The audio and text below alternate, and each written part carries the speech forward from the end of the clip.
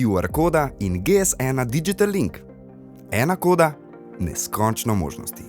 Do konca leta 2027 je ambicija GS1 prehod na novo generacijo črtnih kod, ki ponuja neskončno možnosti v primerjavi s trenutno črtno kodo.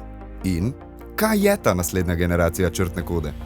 To je QR koda, ki vsebuje GS1 Digital Link. Ta bo nadomestila tradicionalno črtno kodo, ki jo vsi poznamo.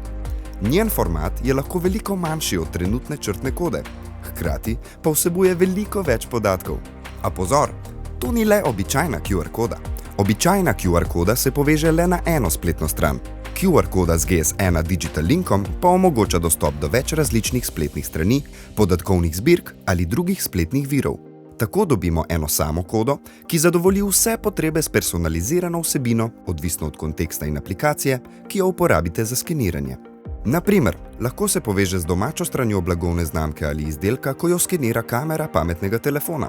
Hkrati pa se lahko poveže tudi do informacij o recikliranju, ko jo skenira namenska aplikacija. Običajne QR kode ni mogoče skenirati na blagajni, preprosto zato, ker vsebuje le povezavo do spletne strani in ne identifikacijske kode izdelka ali številke GTIN.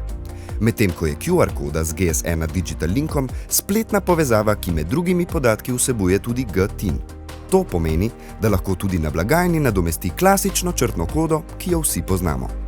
Poleg GTIN in spletne povezave lahko vključite tudi številko serije, datum roka uporabnosti in vrsto drugih podatkov.